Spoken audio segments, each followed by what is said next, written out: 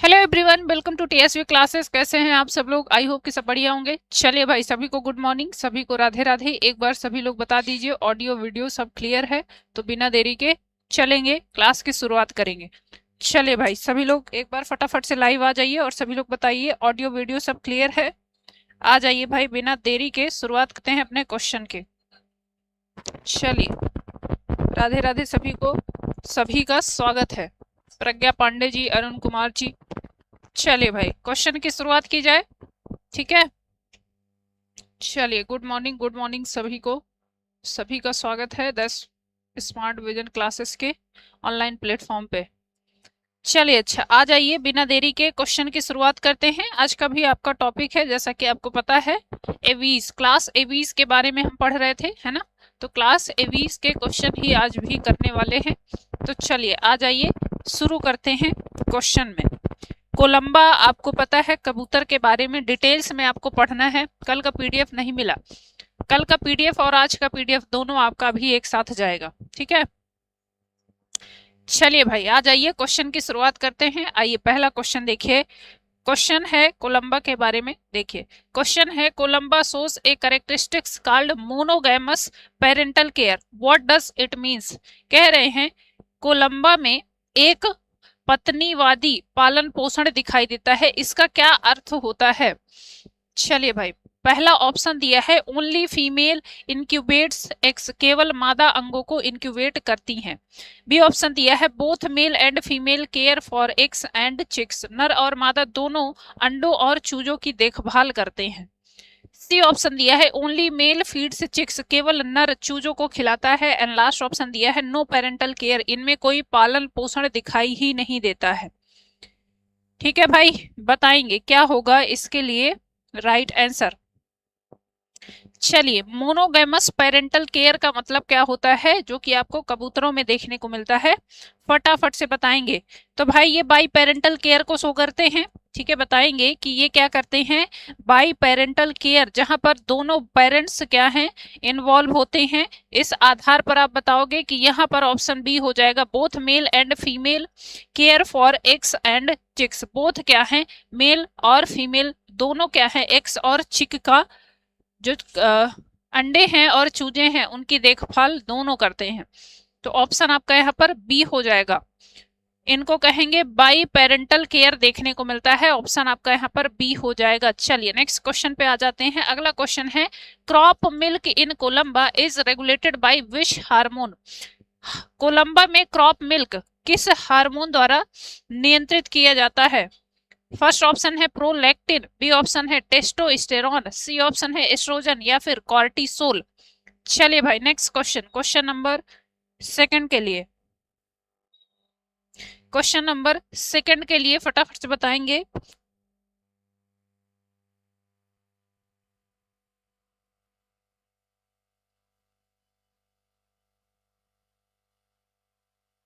चलिए भाई, बताएंगे next question. Crop milk in Columba is regulated by which hormone? किस हार्मोन के द्वारा रेगुलेट होता है? प्रोलैक्टिन के द्वारा, टेस्टोस्टेरोन के द्वारा, एस्ट्रोजन के द्वारा या फिर बताएंगे कॉर्टिसोल के द्वारा? जल्दी से बताएंगे।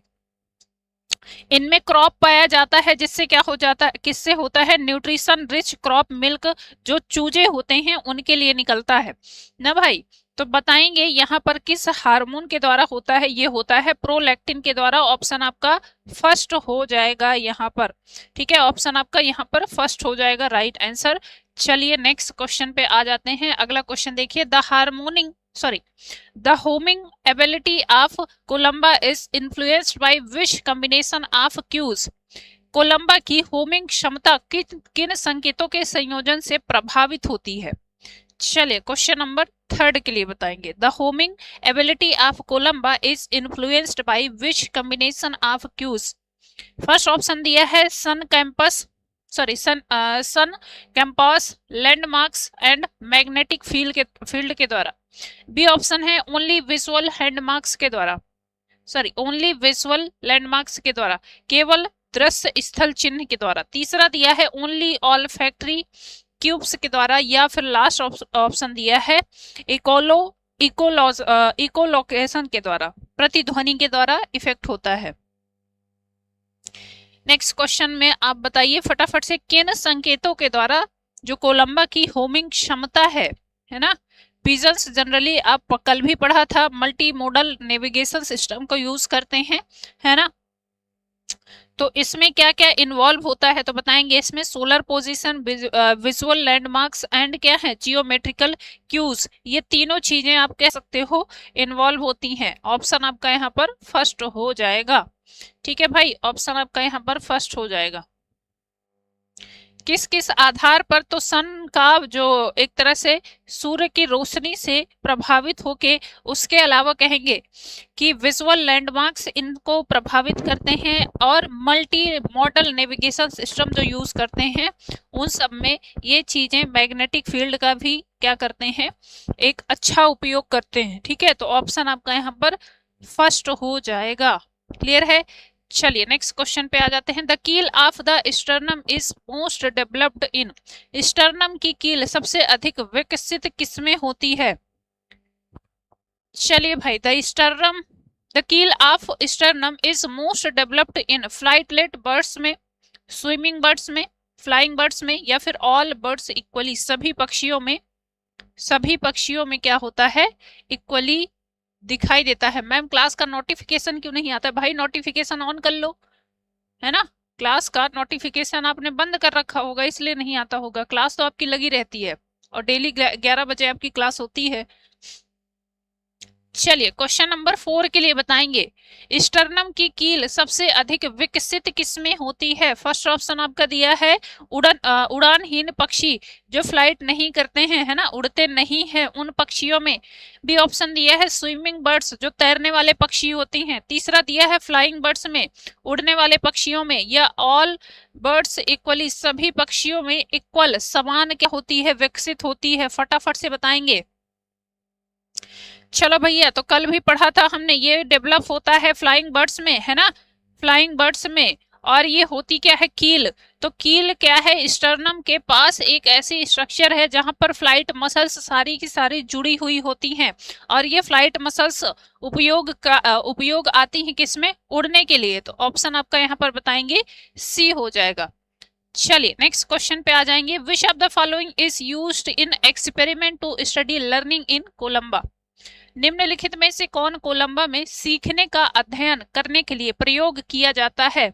मेज test, skin graph, flight cage alone, या फिर वाटर मेज। चलिए भैया, ये क्वेश्चन पूछा गया है, फटाफट से बताएंगे। चलिए, कोलंबा में कौन सा परीक्षण यूज किया जाता है। निम्नलिखित में से कोलंबा में सीखने का अध्ययन करने के लिए प्रयोग किया जाता है, कौन सा टेस्ट प्रयोग किया जाता है। चलिए फटाफट से बताएंगे क्या होगा राइट आंसर। फर्स्ट ऑप्शन दिया है मेज टेस्ट जिसको भूल भुलैया परीक्षण कहा जाता है। बी ऑप्शन दिया है स्किन ग्राफ्ट त्वचा प्रत्यारोपण। सी ऑप्शन दिया है फ्लाइट केस एलोन अकेला उड़ान पिंजरा, या फिर वाटर मेज पानी भूल भुलैया का प्रयोग किया जाता है। क्वेश्चन नंबर 5 के लिए फटाफट से बताएंगे। ठीक है, क्वेश्चन नंबर 5 के लिए फटाफट से बताएंगे। चलिए, तो जैसा कि आपको पता है पिजन्स क्या होते हैं, तो ये लर्निंग और मेमोरी एक्सपेरिमेंट्स के लिए यूज किए जाते हैं। और इनका काम क्या होता है इनका काम क्या होता है, जैसे आपने पढ़ा है ना, कबूतरों को पहले यूज किया जाता था सीखने के अध्ययन के लिए, तो उस आधार पर इनको कहेंगे सभी के सभी, बहुत बढ़िया, सभी के सभी सारे लोग बता रहे हैं गलत आंसर। ठीक है, बहुत शानदार तरीके से सभी लोग कर रहे हैं गलत आंसर। चलिए भाई, तो यहाँ पर बताएंगे ऑप्शन आपका क्या हो जाएगा। भूल भुलैया परीक्षण किया जाता है भाई, मेज टेस्ट। इसी तरह क्वेश्चन भी गलत करके आइएगा, है ना। इसी तरह कहाँ पर उड़ने वाले पक्षी। अच्छा भैया बताओ, कितनी बार से चिल्लाते आ रहे हैं कि ये क्या करता है, नेविगेशन का प्रयोग करता है, नेविगेशन का प्रयोग करता है। और ये क्या है, एबिलिटी क्या है, लर्निंग एबिलिटी है ना। ये कहेंगे लर्निंग एबिलिटी है, इसमें लर्निंग सोचने की और समझने की क्षमता भाई बहुत अच्छी होती है इसमें। इस आधार पर इसमें भूल भुलैया है ना, ऐसे करते हैं, एक बनाते हैं एक ऐसा एक ऐसा स्ट्रक्चर बनाते हैं जिसमें इसको घुमाते रहते हैं, भूल भुलैया परीक्षण बोलते हैं उसको। तो मेज टेस्ट इसके लिए उपयोग किया जाता है। और आपको पता है कि ये क्या होता है, ये क्या है, अच्छा होता है लर्निंग और मेमोरी पावर के एक्सपेरिमेंट्स के लिए। तो इस आधार पर बताएंगे इसमें क्या होगा, मेज टेस्ट भूल भुलैया परीक्षण किया जाता है। ऑप्शन आपका फर्स्ट हो जाएगा। बेहतरीन, गलत कर रहे हैं सभी लोग। चलिए, रटे रटाए क्वेश्चन नहीं मिलेंगे आपको, है ना, यहाँ क्लास में रटे रटाए क्वेश्चन नहीं मिलेंगे। चलिए, तो ऑप्शन आपका यहाँ पर फर्स्ट हो जाएगा। नेक्स्ट क्वेश्चन पे आ जाते हैं। The skeletal system of Columba is adopted for, Columba की कंकाल प्रणाली किसके लिए अनुकूलित होती है? चलिए, पहली बार पता चला मैम, कोई बात नहीं, पता तो चल गया है ना, पता चल गया, अब याद रहेगा। चलिए मिथिलेश कुमारी जी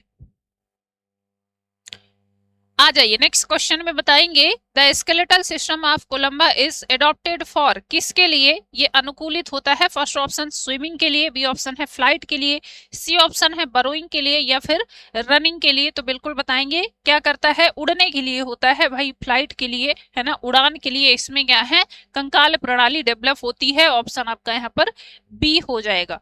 नेक्स्ट क्वेश्चन पे आ जाते हैं। Columba eggs are usually, Columba के अंडे सामान्यतः कैसे होते हैं? चलिए भाई बताएंगे फटाफट से। नेक्स्ट क्वेश्चन, क्वेश्चन नंबर 7 के लिए, Columba eggs are usually, Columba के अंडे सामान्यतः कलरफुल होते हैं, व्हाइट आर पेल होते हैं, ठीक है, स्केल्ड ब्लैक होते हैं, या फिर ट्रांसपेरेंट होते हैं। चलिए, इतने बेहतरीन क्वेश्चन और इतने अच्छे तरीके के क्वेश्चन, इससे बाहर आपके एग्जाम में कुछ पूछेगा नहीं। जितना डिटेल्स में क्वेश्चन आपके यहाँ पर करवा दिए गए हैं, अगर आप ये करके जाओगे तो इससे बाहर तो कुछ नहीं आएगा, ये दावा है हमारा, ठीक है। चलिए, और जितने टाइप के क्वेश्चन करवा दिए जाते हैं आपकी क्लास में, एक क्लास में जैसा कि आप पढ़ते हो क्लास एवीज के बारे में, लगभग 100 क्वेश्चन हम करवाते हैं, और 100 क्वेश्चन में इतनी सारी चीजें डिस्कस करते हैं, और सारे क्वेश्चन नए पैटर्न के होते हैं जो आपके एग्जाम से रिलेटेड हैं, वही सब। चलो भाई, अच्छा फटाफट से बताएंगे। क्वेश्चन नंबर 7, कोलंबा के जो अंडे होते हैं, कबूतर के अंडे होते हैं, वो कैसे होते हैं?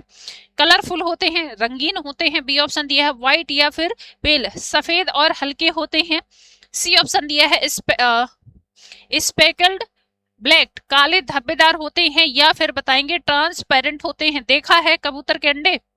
चलो भाई, कबूतर के अंडे देखा है तो कहेंगे कि देखा तो नहीं है मैम, सुना है कि व्हाइट और क्या है, सफेद और हल्के कलर के होते हैं। ऑप्शन आपका बी हो जाएगा, कुछ लोगों ने देखा भी होगा। चलिए, अच्छी बात है मिथिलेश कुमारी जी, ऐसा लग रहा है एग्जाम हॉल में ही सॉल्व कर रहे हैं, बहुत अच्छी बात है। तो अच्छी बात है ना, कॉन्फिडेंस भी आपका अलग से आता है जब आप नए क्वेश्चन कर रहे होते हो और क्वेश्चन बन रहे होते हैं, है ना। जब आप क्वेश्चन कर रहे होते हो, क्वेश्चन बन रहे होते हैं, तो आपका क्या है, अलग से थोड़ा सा पता भी चलता है कि अच्छा चलिए हम नए क्वेश्चन कर रहे हैं, उस आधार पर पता चलता है।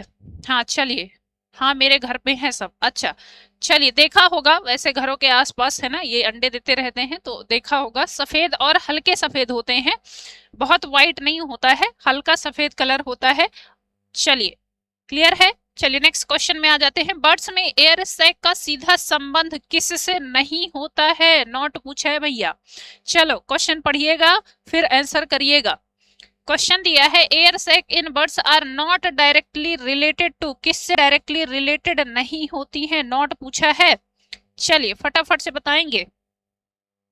बर्ड्स में air sac directly not related with, first option दिया है रेस्पिरेटरी एफिशिएंसी से, श्वसन दक्षता से नहीं रिलेटेड होता है, बी ऑप्शन है साउंड प्रोडक्शन से, सी ऑप्शन है बॉडी वेट रिडक्शन से, या फिर थर्मो रेगुलेशन से। फटाफट से बताएंगे। क्वेश्चन नंबर क्या है आपका 8 के लिए।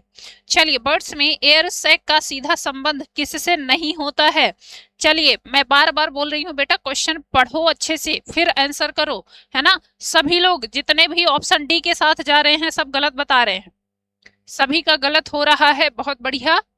चलिए, तो इसमें हो जाएगा, बहुत बढ़िया सुची जी, ऑप्शन बी वाले सही हैं एकदम, क्योंकि साउंड प्रोडक्शन कहाँ से पढ़ा है भैया? साउंड प्रोडक्शन एयर सैक की मदद से नहीं होता, ये किसकी मदद से होता है? श्रिनिंग्स की मदद से होता है ना? क्या बताएंगे? तो ये बताएंगे ये होता है श्रिनिंग्स की मदद से। इसमें पाया जाने वाला जिसको वॉइस बॉक्स कहा जाता है, बर्ड्स में जो वॉइस बॉक्स होता है, इसकी मदद से होता है। ऑप्शन आपका यहाँ पर बी हो जाएगा।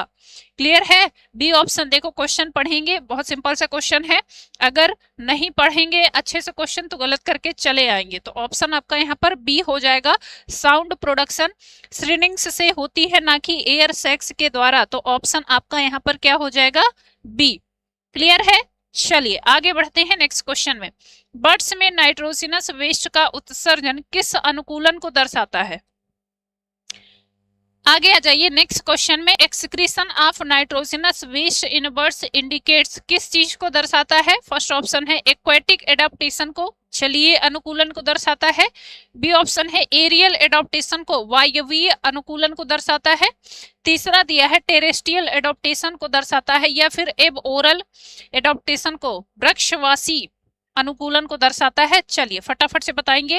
बर्ड्स में नाइट्रोजनस वेस्ट का जो उत्सर्जन होता है वो किस किस चीज को दर्शाता है? और नाइट्रोजनस वेस्ट होता क्या है? तो कहेंगे ये होते हैं यूरिकोटेलिक, है ना भाई? यूरिकोटेलिक एनिमल होते हैं, यूरिकोटेलिक एनिमल्स। और क्या करते हैं? यूरिक एसिड का एक्सक्रीशन करते हैं। तो ये किस चीज को दर्शाता है? चलिए देखिए, अभी भी बहुत सारे बच्चे गलत बता रहे हैं। 9th के लिए ऑप्शन बी क्यों बता रहे हो भाई? स्थलीय, स्थल से क्या वायुवीय श्वसन से क्या लेना देना है इसका? हाँ, ये किस चीज को, एडॉप्टेशन को किसको दर्शाता है? बताएंगे एडॉप्टेशन क्या हो जाएगा यहाँ पर? तो कहेंगे भाई ये दर्शाता है स्थलीय अनुकूलन को। ठीक है, चलिए ये किसको दर्शाता है? तो कहेंगे स्थलीय टेरेस्ट्रियल एडॉप्टेशन को दर्शाता है। ऑप्शन आपका यहाँ पर सी हो जाएगा, option C uric acid. Clear? Uric acid का एक्सक्रीशन करते हैं और ये दर्शाता है टेरेस्ट्रियल एडॉप्टेशन को, जो कि आपको रेप्टाइल्स में भी देखने को मिलता है, बर्ड्स में भी देखने को मिलता है। अरे भैया रहती बर्ड्स भले ही वायवीय अनुकूलन में है ना, हवा में उड़ती हैं, लेकिन इसका मतलब ये थोड़े है कि ये कहाँ पर आता है, ये स्थलीय अनुकूलन में ही आता है। तो ऑप्शन आप यहाँ पर क्या बताओगे? ऑप्शन सी हो जाएगा। देखो ऐसे ही क्वेश्चन पूछे जाएंगे और क्या करेंगे, हम गलत करके चले आएंगे। तो ध्यान से पढ़ना है क्वेश्चन, थोड़ा सा क्या है, थोड़ा सा बस आपको समझने की बात है, और बाकी आता आपको सब है ना? आप सब लोग बहुत पढ़े हो, बहुत अच्छे बच्चे हैं, सारे के सारे सब आता है आपको, बस आप क्या है जल्दी जल्दी में क्वेश्चन गलत करेंगे। तो ये ध्यान से पढ़ेंगे। चलिए आगे बढ़ते हैं। बर्ड्स में क्लेविकल आपस में मिलकर क्या बनाती हैं? क्लेविकल्स in birds fuse to form, आपस में मिलकर क्या बनाती हैं? फटाफट से बताएंगे। स्टर्नम का प्रोडक्शन करती हैं या स्टर्नम बनाती हैं। नेक्स्ट आपका दिया है कील का निर्माण करती हैं। अगला दिया है फर्कुला, जिसको विस्वोन कहा जाता है, या फिर कोरेकॉइड का निर्माण करती हैं। बताएंगे फटाफट से। बर्ड्स में क्लेविकल आपस में मिलकर क्या बनाती हैं? फटाफट से बताएंगे। क्लेविकल जैसे हमारे में जो क्लेविकल होती है उसको क्या कहा जाता है? तो इसको ब्यूटी बोन कहा जाता है ना?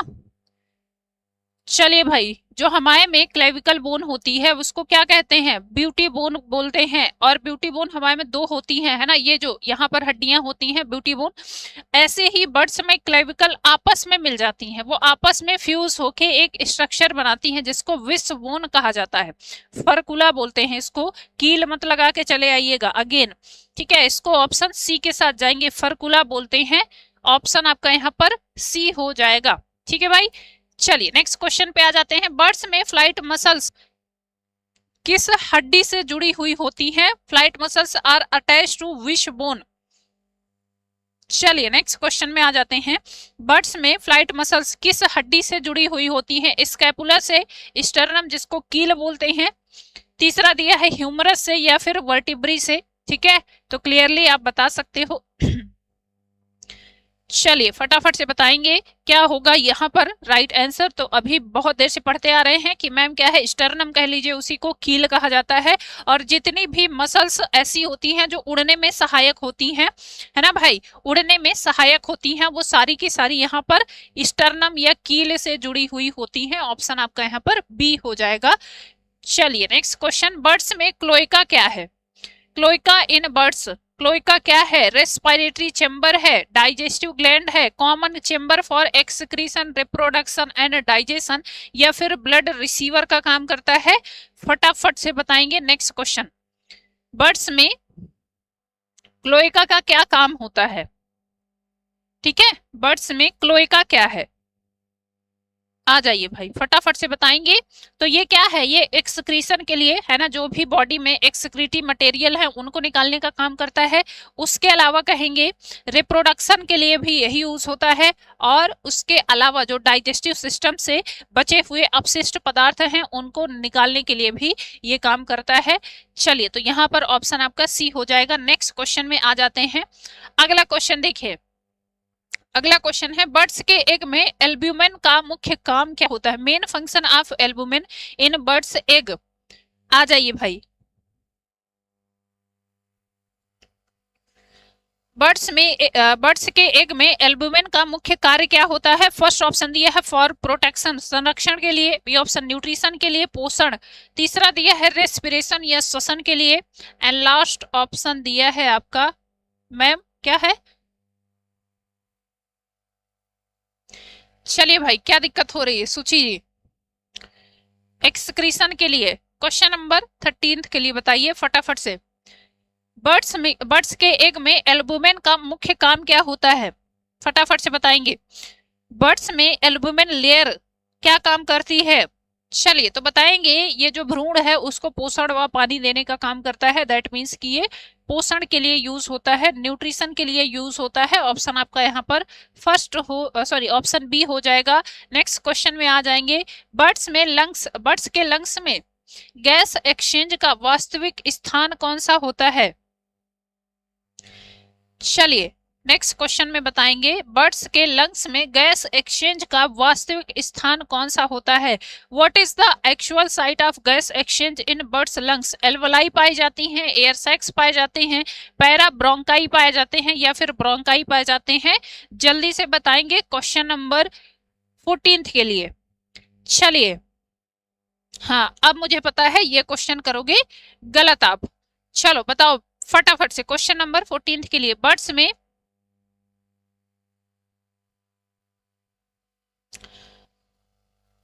बर्ड्स में बताएंगे क्या होगा यहाँ पर राइट आंसर, है ना। क्वेश्चन नंबर 14 के लिए, बर्ड्स के लंग्स में गैस एक्सचेंज का वास्तविक स्थान क्या होता है? फटाफट से बताएंगे, बहुत बढ़िया। हाँ बताइए जल्दी से। चलिए सही हो गया है, क्या बात है, सही हो गया है क्वेश्चन। मैम ने बोल दिया कि ये क्वेश्चन गलत करोगे तो ये तो सही करेंगे ही करेंगे, है ना। मैम ऐसे ही बोलती जाए तो क्वेश्चन सही होते जाएंगे। एयर सेक्स ज्योति सोनी जी तब भी बता रहे हैं, नहीं भाई वायु थैलियां नहीं होती हैं, जो इकाई पूछा है ना। हाँ डायफ्राम एब्सेंट होता है बर्ड्स में। चलिए पैरा ब्रोंकाई पाए जाते हैं, जैसे एल्वोलाई हमारे में पाया जाता है ना। मैमल्स का जो लंग्स की यूनिट होती है, वो सबसे छोटी इकाई जो होती है वो क्या है, वो एल्वोलाई पाई जाती है। कल भी था ये क्वेश्चन, हाँ बहुत स्मार्ट हो आप लोग। और बर्ड्स में जो एल्वोलाई की जगह पर पाई जाती है, तो ये पाया जाता है क्या, ये पाया जाता है पैरा ब्रोंकाई। चलिए बहुत बढ़िया, तो ऑप्शन आपका यहाँ पर सी हो जाएगा। नेक्स्ट क्वेश्चन पे आ जाते हैं, बर्ड्स में गिजार्ड का मुख्य कार्य क्या होता है? Main function of gizzard in birds is chemical digestion, mechanical grinding, absorption, या फिर स्टोरेज। कल क्वेश्चन था, बस दूसरे फॉर्मेट में पूछा था। चलिए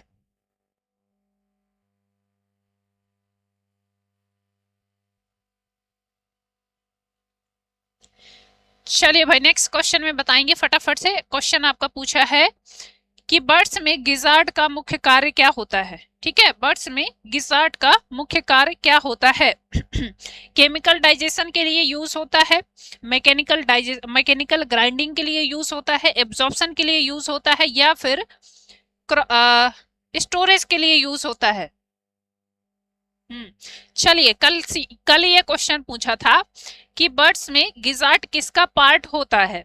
क्वेश्चन कल का याद दिला देते हैं, ये क्वेश्चन था लेकिन ये दूसरे फॉर्मेट में था। सूची जी कल यही क्वेश्चन पूछा था कि बर्ड्स में गिजार्ड किसका पार्ट होता है। ठीक है भाई, और उसमें आपने बताया था कि किसका पार्ट होता है, स्टमक का पार्ट होता है। अब यही क्वेश्चन आपसे पूछा है कि काम क्या होता है गिजार्ड में। ऑप्शन हिंदी में, अरे सुनाई समझ में आ रहा है भाई, एक आध ऑप्शन नहीं होंगे हिंदी में तो सेम करना ही करना है आप। हाँ चलो फटाफट से बताओ। तो बताएंगे ये क्या काम करता है, ग्राइंडिंग का काम करता है ना, मिक्सिंग का काम करता है, ग्राइंड करने का काम करता है। तो यहाँ पर क्या होगा, ग्राइंडिंग ऑप्शन बी हो जाएगा। और बहुत बढ़िया जो बच्चे बता रहे हैं, स्टोरेज का काम कहाँ पर होता है, ये काम करता है क्रॉप और गिजार्ड, दो पार्ट देखने को मिलते हैं। क्रॉप पार्ट किसका होता है, ये होता है असोफेगस का, है ना, असोफेगस का पार्ट होता है, ये ध्यान रखिएगा, असोफेगस का पार्ट होता है क्रॉप, और ये स्टोरेज के लिए काम करता है। उसके अलावा आपने पढ़ा है जो गिजार्ड होता है ये किसका, स्टमक का पार्ट होता है, और ये ग्राइंडिंग का काम करता है। ठीक है भाई, समझ में आ गया। चलिए, तो यहाँ पर ऑप्शन आपका बी हो जाएगा। आगे बढ़ते हैं नेक्स्ट क्वेश्चन में। बर्ड्स में आरबीसी न्यूक्लिएटेड होने का कारण क्या है, why are RBC nucleated in birds. चलिए, बर्ड्स में आरबीसी न्यूक्लिएटेड होने का काम क्या है, हाई ऑक्सीजन डिमांड की वजह से होता है। बी ऑप्शन दिया है एवोल्यूशनरी लिंक विथ रेप्टाइल्स, तीसरा दिया है प्रेजेंस ऑफ लंग्स, या फिर फ्लाइट एडॉप्टेशन की वजह से होता है। चलिए भाई नेक्स्ट क्वेश्चन नंबर आपका 16th के लिए। बर्ड्स में आरबीसी न्यूक्लिएटेड होती हैं, कल भी देखा था हमने, है ना। तो इसका सीधा सीधा संबंध है, चूंकि रेप्टाइल्स में भी ये क्या देखने को मिलता है आपको, न्यूक्लिएटेड आरबीसी देखने को मिलती हैं, और उन्हीं का एक्सटेंशन या उन्हीं से तो आगे बने हैं ना।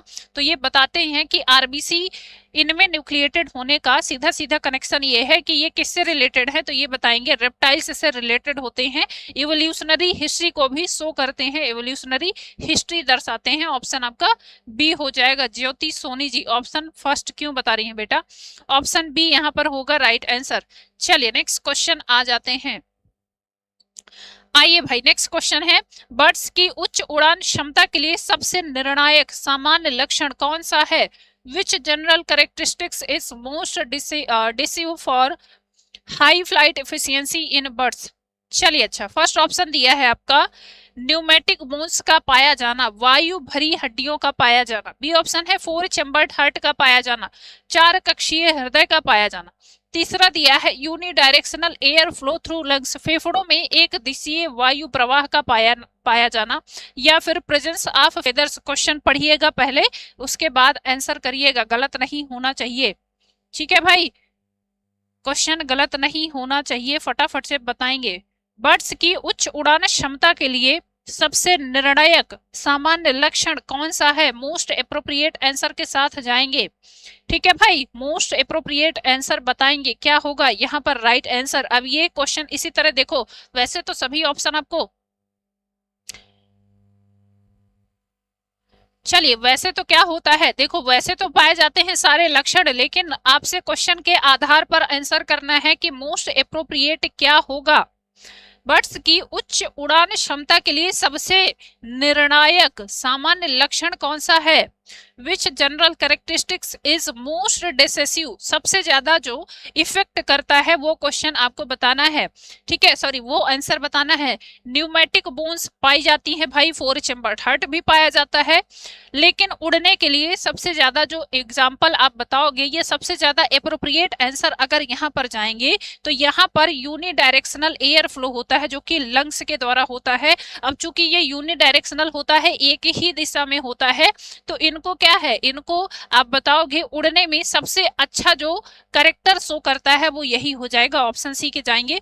वैसे तो सभी ऑप्शन अगर सही हैं, ऑल ऑफ द एबव दिया होता तो और बेस्ट होता, लेकिन यहाँ पर क्वेश्चन के अकॉर्डिंग आपको अप्रोप्रिएट आंसर देना है। ठीक है, तो ऑप्शन यहाँ पर सी हो जाएगा। कंटिन्यूअस ऑक्सीजन सप्लाई होती रहती है ना, यूनिडायरेक्शनल एयर फ्लो के द्वारा क्या है, कंटिन्यूअस यहाँ पर ऑक्सीजन सप्लाई होती रहती है, जो कि हाई एनर्जी फ्लाइट के लिए रेस्पॉन्सिबल होता है ना। भाई उड़ने के लिए हाई एनर्जी भी तो चाहिए, तो ये किससे मिलती रहती है, जब यूनिडायरेक्शनल एयर फ्लो होता रहता है कंटिन्यूअस, तो हाई ऑक्सीजन डिमांड इनकी पूरी होती रहती है, जिस वजह से ये कंटिन्यू उड़ते रहते हैं। तो यहाँ पर ऑप्शन आपका क्या हो जाएगा, सी हो जाएगा। ठीक है भाई, समझ में आ गया, ऑप्शन आपका यहाँ पर सी हो जाएगा, बिना डाउट के लगाइएगा। आगे बढ़ते हैं नेक्स्ट क्वेश्चन में। बर्ड्स के बोन में एयर कैविटीज का मुख्य लाभ क्या होता है, main advantage of air cavity in birds bones. चलिए अच्छा, नेक्स्ट क्वेश्चन में आ जाइए। क्वेश्चन दिया है,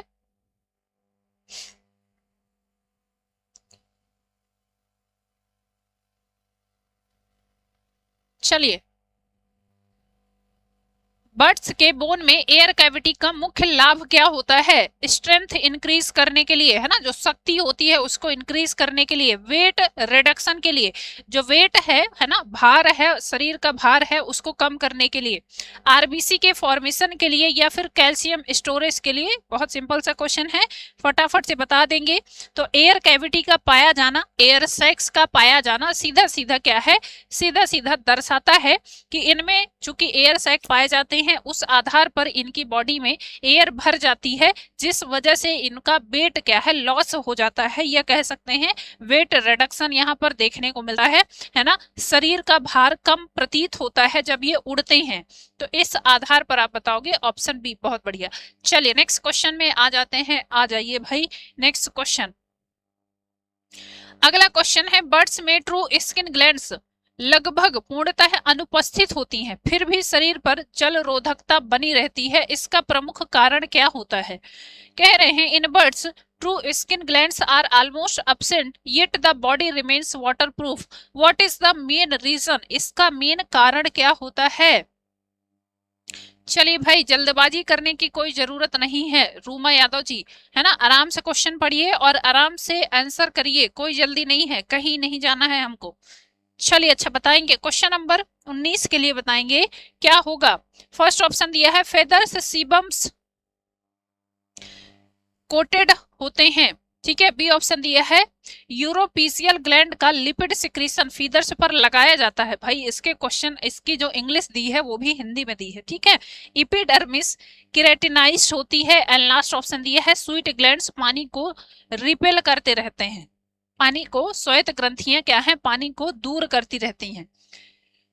चलिए अच्छा, बताएंगे फटाफट से। बर्ड्स में ट्रू स्किन ग्लैंड्स नहीं पाए जाते, कुछ क्वेश्चन नहीं दिख रहा है मैम, भाई दिख रहा है ना, हमको तो दिख रहा है, हमारी स्क्रीन पे दिख रहा है, तुम लोग को कैसे नहीं दिख रहा। चलो नेहा जी पढ़ दे रहे हैं क्वेश्चन। बर्ड्स में कह रहे हैं ट्रू स्किन नहीं पाई जाती है, ट्रू स्किन ग्लैंड्स लगभग अनुपस्थित होती हैं, फिर भी इनके शरीर में जो वाटर का एब्जॉर्प्शन है, या वाटर का जो एक तरह से संग्रहण है, वो प्रॉपर बना हुआ रहता है। उसका रीजन क्या है, तो पहला दिया है कि इनके पंखों से लगातार सीबम, इनके पंखों से सीबम क्या है, लेपित होता है, मतलब पंख लेपित होते हैं सीबम से। ये एक सबस्टेंस होता है जिससे पंख क्या है, लेपित होते हैं। दूसरा दिया है कि यूरोपाइसियल ग्रंथि का लिपिड स्राव पंखों पर लगाया जाता है, जिस वजह से वाटर हरॉस नहीं होता है। तीसरा दिया है, एपिडर्मिस इनकी केराटिन युक्त होती है, इस वजह से वाटर लॉस नहीं होता है। या फिर ये लास्ट ऑप्शन दिया है, श्वेत ग्रंथियां पानी को दूर करती रहती हैं। नेहा जी कह रही है, मेरे को पता था कि मैम यही बोलेंगी, तो काहे पूछते हैं ऐसा पता होता है आपको। चलिए अच्छा, क्वेश्चन पे बताएंगे फटाफट से क्या हो जाएगा। चलिए भाई, क्या हो जाएगा, तो बहुत बढ़िया। इनमें क्या है, यूरोपाइजियल ग्लैंड्स पाई जाती हैं, जो कि क्या होती हैं, पंखों पर लिपटी रहती हैं, या पंखों पर ये लिपिड का स्राव कंटिन्यूअस बनाई रहती हैं, जिसकी वजह से इनमें वाटर हरासमेंट नहीं होता है ना। तो ऑप्शन बी हो जाएगा यहाँ पर। चलो सभी लोग सही जा रहे हैं। यूरोपाइजियल ग्लैंड का लिपिड सिक्रीशन फीदर्स पर लगाया जाता है, ये लगा होता है, इस आधार पर बताएंगे। ऑप्शन आपका यहाँ पर बी हो जाएगा। ठीक है भाई, ऑप्शन बी हो जाएगा राइट आंसर। चलिए नेक्स्ट क्वेश्चन में आ जाते हैं। अगला क्वेश्चन है, बर्ड्स में नाइट्रोजनस वेस्ट के रूप में यूरिक एसिड का उत्सर्जन मुख्यतः किस जनरल एडॉप्टेशन को दर्शाता है? चलिए, excretion of uric acid in birds mainly indicates which general adaptation? Aquatic life को, एरियल लाइफ को, टेरेस्ट्रियल ओविपेरिटी को दर्शाता है, या फिर कोल्ड ब्लडेड नेचर को दर्शाता है? चलिए नेक्स्ट क्वेश्चन में आ जाते हैं। बर्ड्स में नाइट्रोजनस वेस्ट के रूप में यूरिक एसिड का उत्सर्जन मुख्यतः किस जनरल एडॉप्टेशन को दर्शाता है? तो बिल्कुल सही, ये दर्शाता है किसको? टेरेस्ट्रियल ओविपेरिटी को दर्शाता है ना, स्थलीय अंड जनन क्षमता को इनके दर्शाता है। ऑप्शन आपका सी हो जाएगा। नेक्स्ट क्वेश्चन पे आ जाते हैं। बर्ड्स में स्टर्नम पर कील का विकास किस सामान्य आवश्यकता को दर्शाता है? डेवलपमेंट ऑफ कील on sternum indicates which general requirements? First option है हार्ट प्रोटेक्शन के लिए, हार्ट के प्रोटेक्शन के लिए। बी ऑप्शन है attachment of powerful flight muscles के लिए। तीसरा दिया है लंग्स के एक्सपेंशन के लिए, फेफड़ों के विस्तार के लिए। या फिर लास्ट ऑप्शन आपका दिया है, नहीं दिखाई दे रहा होगा, बॉडी बैलेंस दिया है लास्ट में। ठीक है, तो चलिए क्वेश्चन नंबर 21 के लिए फटाफट से बता दीजिए। क्वेश्चन नंबर 21 के लिए फटाफट से बता देंगे। क्वेश्चन दिया है, बर्ड्स में स्टर्नम पर कील का विकास किस सामान्य आवश्यकता को दर्शाता है? क्या हो जाएगा? तो यहां पर बताएंगे कील का विकास क्या है, पावरफुल मसल्स, फ्लाइट मसल्स को अटैचमेंट के लिए ये कील आपको दिखाई देती है, इस आधार पर बताएंगे। ऑप्शन आपका यहाँ पर बी हो जाएगा। नेक्स्ट क्वेश्चन पे आ जाते हैं। बर्ड्स को रेप्टाइल्स से एवोल्यूशनरी रूप से जोड़ने वाला मजबूत सामान्य लक्षण कौन सा होता है? क्वेश्चन दिया है, which general characteristics most strongly linked birds evolutionary with reptiles? First option दिया है प्रेजेंस ऑफ फेदर्स, पंखों की उपस्थिति का पाया जाना। ठीक है, चलिए फटाफट से बताएंगे, पंखों की उपस्थिति का पाया जाना। अगला दिया है, देखिए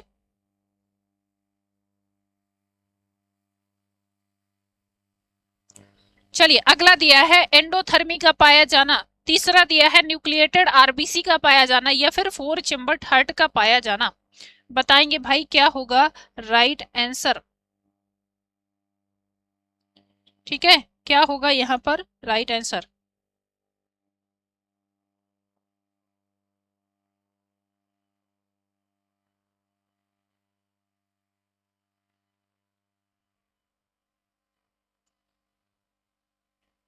हाँ, तो यहाँ पर क्या है, न्यूक्लिएटेड आरबीसी का पाया जाना, ये जनरली दर्शाता है डायरेक्टली क्या है, करेक्टरिस्टिक्स दर्शाता है कि ये डायरेक्टली रिलेटेड है किससे?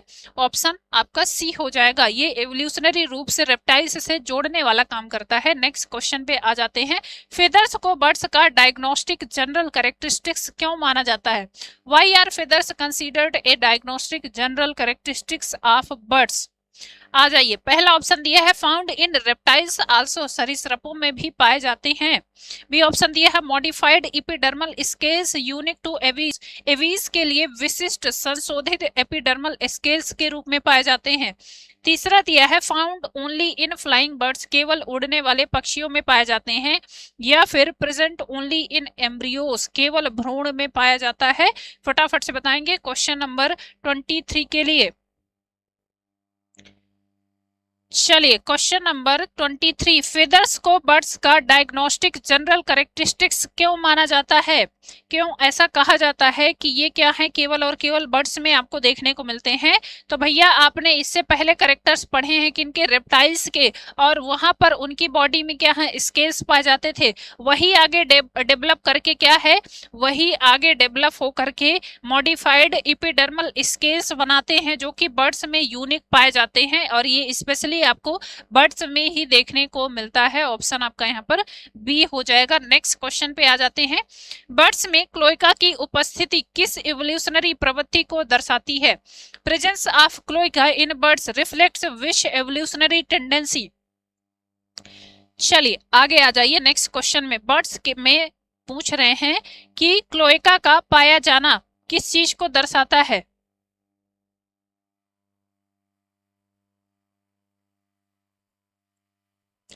चलिए भाई,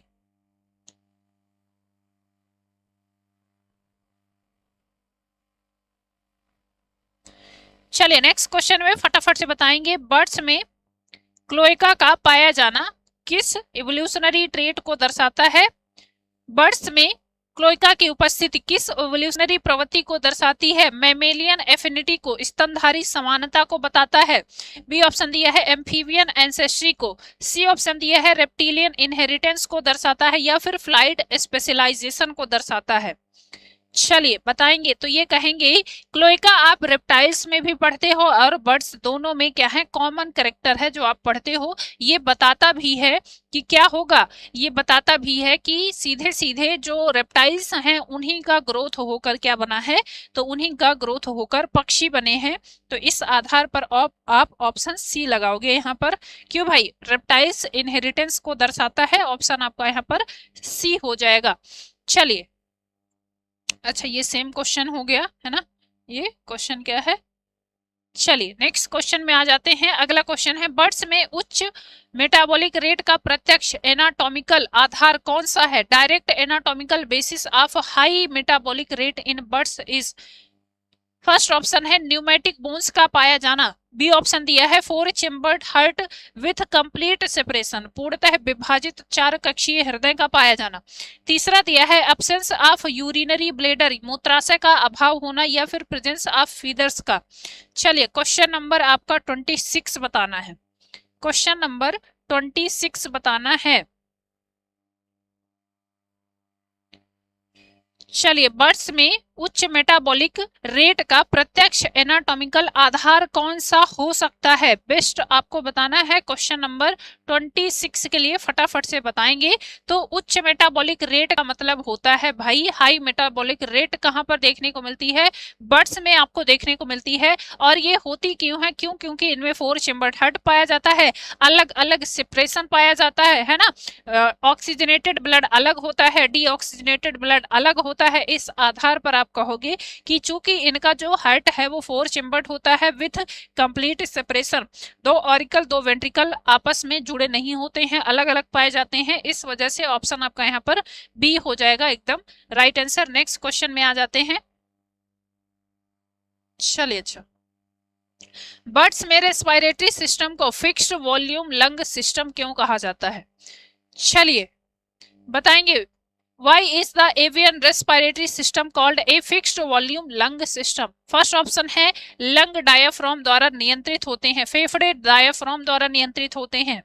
बी ऑप्शन दिया है लंग नॉन इलास्टिक होते हैं और एयर सैक एयर फ्लो को नियंत्रित करते हैं।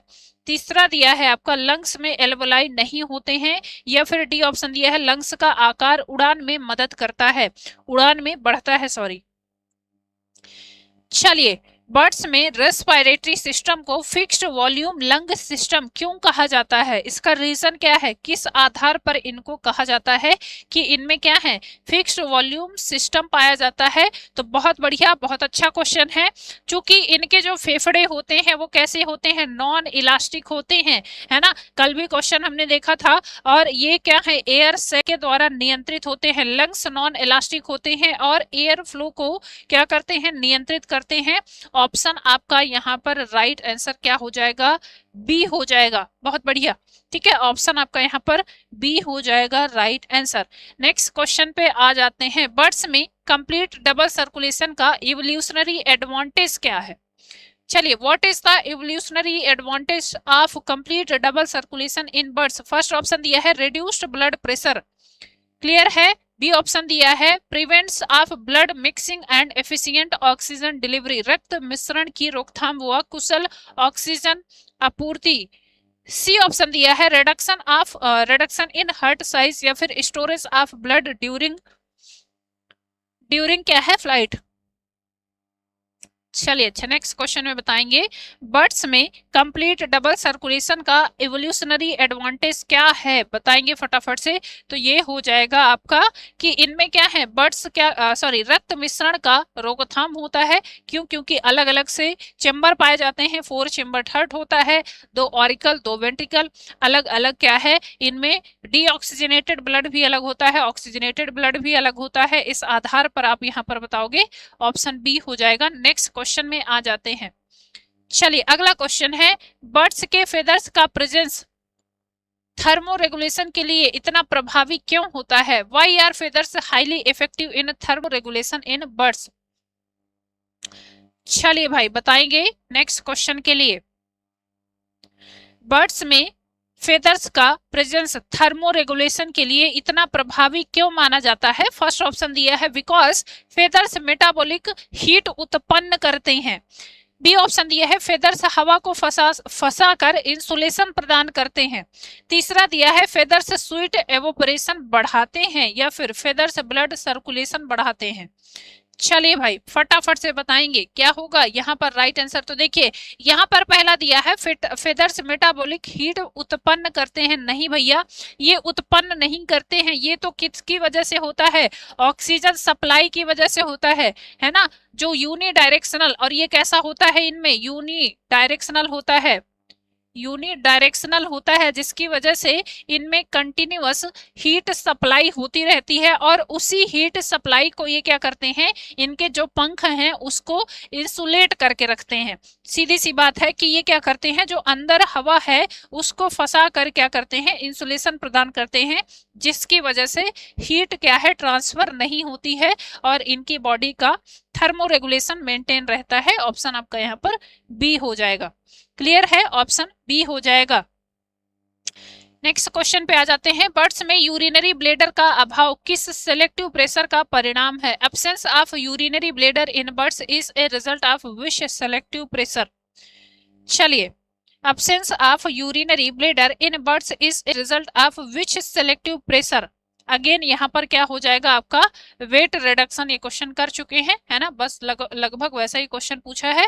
क्या है, वेट को कम करने के लिए क्या करते हैं, चूंकि वेट बढ़े ना इसलिए इनमें क्या है, यूरिनरी ब्लेडर का अभाव होता है, यूरिन स्टोर नहीं करते हैं। ऑप्शन यहाँ पर आपका क्या है, ऑप्शन यहाँ पर बी हो जाएगा। नेक्स्ट क्वेश्चन पे आ जाते हैं। चलिए, बर्ड्स में स्कल को मोनोकॉन्डाइलिक क्यों माना जाता है?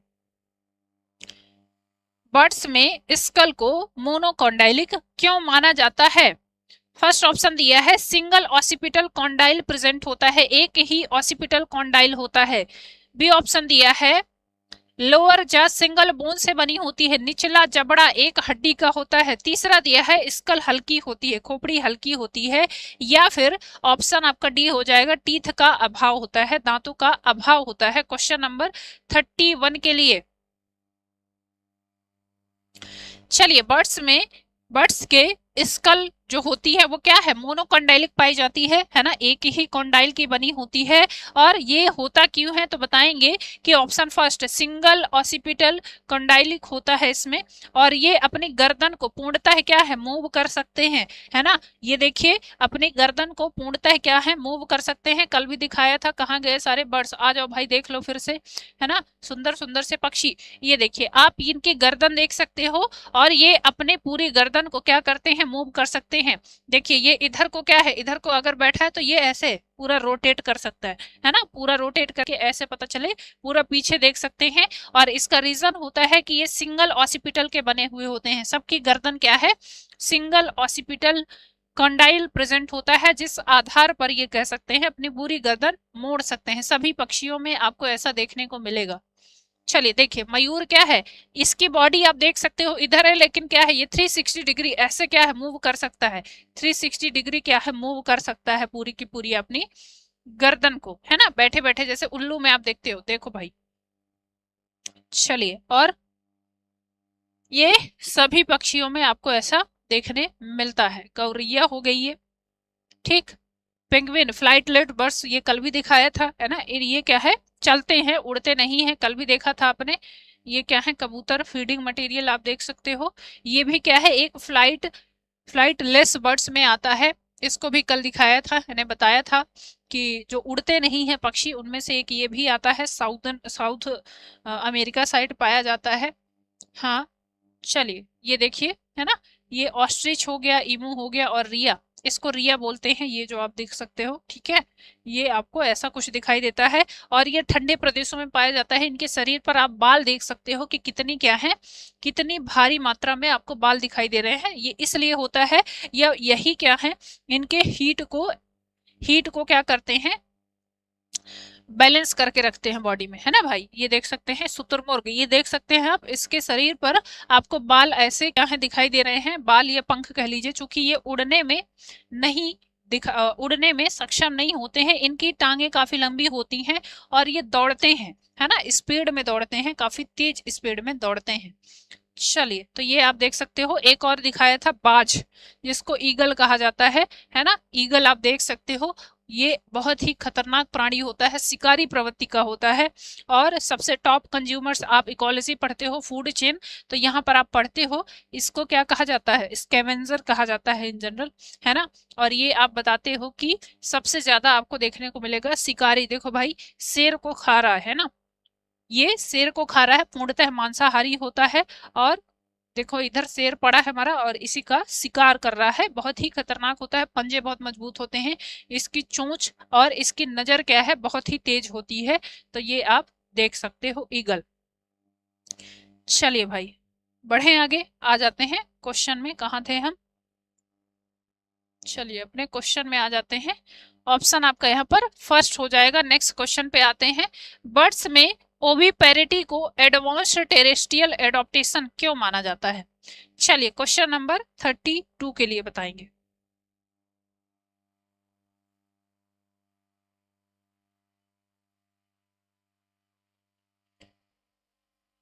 चलिए अच्छा, क्वेश्चन नंबर 32 के लिए बताएंगे क्या होगा यहाँ पर राइट आंसर। बर्ड्स में ओविपेरिटी को एडवांस्ड टेरेस्ट्रियल एडॉप्टेशन क्यों माना जाता है। Why is oviparity in birds considered as advanced terrestrial adaptation. पहला ऑप्शन दिया है क्योंकि इनके एग्स एक्वाटिक होते हैं, नहीं भैया। Calcareous shell prevents desiccation and allow gas exchange, ये बिल्कुल सही जा रहा है आपका। एक्स पेरेंटल केयर के बिना विकसित होते हैं, नहीं भैया, पेरेंटल केयर जरूरी होती है ना। और एक्स स्मॉल साइज के होते हैं, स्मॉल साइज का बड़े साइज का लेना देना है नहीं यहाँ पर सीधा सा पूछा है ओविपेरिटी से क्या मतलब है, तो ऑप्शन आप यहाँ पर बी लगाओगे, है ना। चूंकि इनमें जो कैल्शियम युक्त सेल पाई जाती है, खोल पाई जाती है, वो निर्जलीकरण को रोकती है और गैसियस एक्सचेंज को भी प्रोवाइड करता है। तो इस आधार पर यहाँ पर ऑप्शन आप बी लगाओगे। नेक्स्ट क्वेश्चन में आ जाते हैं। चलिए अगला क्वेश्चन है। बर्ड्स में अनसीनेट प्रोसेस रिब्स पर पाए जाने का प्रमुख कारण क्या है। What is the main reason for the presence of uncinate processes on ribs in birds. First option दिया है इंक्रीज लंग्स वॉल्यूम, फेफड़ों का आयतन बढ़ाता है। बी ऑप्शन दिया है strength thoracic case during flight, उड़ान के समय वक्ष पिंजरे को मजबूत करता है। तीसरा दिया है अटैचमेंट ऑफ हार्ट का जुड़ना कोई लेना देना है नहीं। और प्रोटेक्शन ऑफ किडनी, तो इसमें भी क्या है, इसमें क्योंकि उड़ने के समय क्या है भाई, उड़ने के समय मजबूती चाहिए, तो उसके लिए ये जरूरी होता है ना। जो थोरेसिक केज है इनका, क्या कहेंगे, थोरेसिक केज है, उसके लिए रिस्पॉन्सिबल होता है। यूनिसिनेट प्रोसेस रिब्स को ओवरलैप कर थोरेसिक रिजिडिटी को बढ़ाता है, जो कि उड़ने में सहायक देता है, उड़ने में सहायता करता है। तो ऑप्शन आपका यहाँ पर बी हो जाएगा। चलिए नेक्स्ट क्वेश्चन में आ जाते हैं। अगला क्वेश्चन है, बर्ड्स में गाल ब्लेडर का अभाव जैसे पिजन की बात करते हैं, किस बात का संकेत है। फर्स्ट ऑप्शन है इनएफिशिएंट फैट डाइजेशन, वसा पाचन में क्या है, कमी के लिए। बी ऑप्शन दिया है continuous bile secretion into intestine, बिल्कुल सही है ना। तो इसी के आधार पर आप लगाओगे कि क्या करता है भाई, आमाशय का काम क्या होता है, गाल ब्लेडर या फिर आमाशय, सॉरी गाल ब्लेडर का काम क्या होता है, कंटिन्यूअस सिक्रीशन देता रहता है बाइल जूस का, और ये जाकर मिलता रहता है कहाँ पर, इंटेस्टाइन पर, है ना, इंटेस्टाइन पर कंटिन्यूअस जाके मिलता रहता है। चलिए नेक्स्ट क्वेश्चन पे आ जाते हैं। बर्ड्स में एयर सैक्स को लंग्स का फंक्शनल हिस्सा नहीं माना जाता है, फिर भी रेस्पिरेशन की इफिशियंसी ड्रामेटिकली बढ़ जाती है, इसका सबसे सटीक कारण क्या हो सकता है। चलिए, बर्ड्स में एयर सैक्स को लंग्स का फंक्शनल हिस्सा नहीं माना जाता है, उसके बाद फिर भी कहा जाता है कि रेस्पिरेशन की एफिशिएंसी ड्रामेटिकली बढ़ जाती है, इसका क्या मतलब होता है। फर्स्ट ऑप्शन दिया है कि एयर सैक ऑक्सीजन का डायरेक्ट एब्जॉर्प्शन करता है, एयर सैक सीधे ऑक्सीजन एब्जॉर्ब करता है। बी ऑप्शन दिया है एयर सैक लंग्स के टाइडल फ्लो को रोकता है। सी ऑप्शन दिया है एयर सैक लंग्स में कंटिन्यूअस यूनिडायरेक्शनल एयर फ्लो बनाए रखता है। एंड लास्ट ऑप्शन दिया है एयर सैक लंग्स सरफेस को बढ़ाता है। चलिए भाई, तो यहाँ पर बिल्कुल सही जा रहे हैं सभी लोग। क्या करता है एयर सैक का मेन काम, क्या होता है कि ये क्या करता है, कंटिन्यूअस और यूनिडायरेक्शनल फ्लो को बनाए रखता है, जिसकी वजह से एक तो हाई मेटाबॉलिक रेट इनमें देखने को मिलती है, उसके अलावा आप देखते हो ये फंक्शनल नहीं होता है, फिर भी रेस्पिरेशन की इफिशियंसी को बढ़ाता रहता है। तो ऑप्शन आपका यहाँ पर सी हो जाएगा। ठीक है, ऑप्शन आपका यहाँ पर सी हो जाएगा। चलिए नेक्स्ट क्वेश्चन है, बर्ड्स में पैराब्रोंकाई को एल्वलाई से अधिक एफिशिएंट गैस एक्सचेंज स्ट्रक्चर क्यों माना जाता है। Why are parabronchi considered more efficient than a alveoli for gas exchange. First option है कि पैराब्रोंकाई इलास्टिक होते हैं इसलिए, नहीं भैया, इनमें नॉन इलास्टिक सबस्टेंस पाया जाता है ना। नेक्स्ट क्वेश्चन दिया है, ब्लड और एयर का क्रॉस करंट अरेंजमेंट होता है। तीसरा दिया है पैराब्रोंकाई ऑक्सीजन स्टोर कर सकते हैं, या फिर पैराब्रोंकाई एयर सैक्स से बने हुए होते हैं। क्या रीजन है भाई कि पैराब्रोंकाई को एल्वलाई से अधिक एफिशिएंट माना जाता है गैस एक्सचेंज ऑफर के लिए, फटाफट से बताएंगे। चलिए यहाँ पर क्या हो जाएगा क्वेश्चन नंबर 36 के लिए, है ना, क्वेश्चन नंबर 36 के लिए। तो गैस एक्सचेंज के लिए इसलिए माने जाते हैं क्योंकि क्रॉस कनेक्शन होता है ब्लड और क्या है, सॉरी, ब्लड और एयर का क्रॉस करंट अरेंजमेंट इनमें देखने को मिलता है। इस आधार पर आप बताओगे यहाँ पर कि इसीलिए पैराब्रोंकाई कंसीडर किया जाता है मोर efficient then alveoli for gas exchange. Clear. चलिए नेक्स्ट क्वेश्चन पे आ जाते हैं। अगला क्वेश्चन देखते हैं, बर्ड्स में यूरिकोटेलिज्म को केवल वाटर कंजर्वेशन नहीं बल्कि एग एडॉप्टेशन क्यों माना जाता है। Why is uricotelism in considered not just water conservation but an egg adaptation भी इसको माना जाता है। फर्स्ट ऑप्शन दिया है यूरिक एसिड लिक्विड होता है, क्यों, क्योंकि यूरिक एसिड लिक्विड होता है। बी ऑप्शन दिया है कि यूरिक एसिड नॉन टॉक्सिक और इनसॉल्युबल होता है। यूरिक एसिड क्या है, अविषैला होता है और अघुलनशील होता है, बिल्कुल सही है। यूरिक एसिड क्या है, एम्ब्रियो को न्यूट्रिशन देता है, नहीं।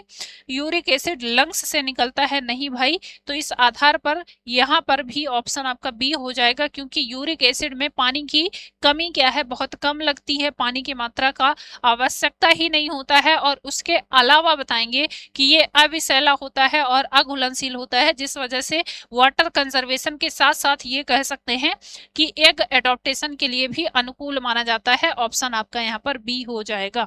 चलिए नेक्स्ट क्वेश्चन पे आ जाते हैं। अगला क्वेश्चन बताएंगे, बर्ड्स में सिनसेक्रम का एक्सेसिव फ्यूजन उड़ान के लिए पैराडॉक्सिकली क्यों जरूरी है। Why is excessive fusion in synsacrum paradoxically essential for flight in birds. First option आपका दिया है फ्यूजन फ्लेक्सिबिलिटी बढ़ाता है। बी ऑप्शन दिया है फ्यूजन किडनी फंक्शन इंप्रूव करता है। तीसरा ऑप्शन दिया है फ्यूजन पोस्टीरियर बॉडी को रिजिड बनाता है, या फिर फ्यूजन रेस्पिरेशन में हेल्प करता है। चलिए, हाँ चलो बताओ फटाफट से नेक्स्ट क्वेश्चन। अगला क्वेश्चन देखो, जितने बच्चे भी कमेंट कर रहे हैं कि मैम बी ऑप्शन अच्छा लग रहा है ना। देखो यहाँ पर क्वेश्चन मैंने उसी हिसाब से रख भी दिए हैं, लेकिन एग्जाम में आपके ऐसे क्वेश्चन नहीं है, एग्जाम में क्वेश्चन पढ़ना पड़ेगा आपको, है ना। तो क्वेश्चन का अगर 2-4 क्वेश्चन ऐसे बाय डिफॉल्ट हो जा रहे हैं कि सेम ऑप्शन जा रहा है, तो उसके लिए बहुत खुश मत होइए, क्योंकि क्वेश्चन आपका ऐसे ही आएगा और एग्जाम में क्वेश्चन ऐसे ही पूछेगा, तो वहां पर सेम ऑप्शन नहीं मिलेगा आपको, है ना। जितने लोग भी बीबी के साथ खुश हो रहे हैं, तो उनको मैं बता दूं कि अगेन ऐसा आपको एग्जैक्ट आंसर वहां पर नहीं मिलने वाला, तो क्वेश्चन को पढ़ो, समझो, उसके बाद आंसर करो। चलो क्या बताएंगे क्वेश्चन नंबर 38 के लिए। क्या होता है सिनसैक्रम का एक्सेसिव फिजन उड़ान के लिए पैराडॉक्सिकली क्यों जरूरी होता है? क्योंकि क्या करता है, ये पोस्टीरियर बॉडी को रिजिड बनाता है, fusion of posterior body rigid बनाता है। ऑप्शन आपका यहाँ पर सी हो जाएगा। हाँ, ऑप्शन आपका यहाँ पर सी हो जाएगा। चलिए नेक्स्ट क्वेश्चन में आ जाते हैं। बर्ड्स में फेदर्स को रेप्टाइल्स के स्केल्स का होमोलॉगस स्ट्रक्चर क्यों माना जाता है? बिकॉज इनका समान काम होता है, सेम फंक्शन होता है। बी ऑप्शन है सेम एम्ब्रियोनिक टिश्यू ओरिजिन से बना होता है, समान भ्रूणीय ऊतक उत्पत्ति होती है इनकी। तीसरा दिया है सेम केमिकल कंपोजिशन होता है, समान रासायनिक संरचना होती है, या फिर सेम इकोलॉजिकल रोल होता है, समान पारिस्थितिकी तंत्र इसमें आपको देखने को मिलता है।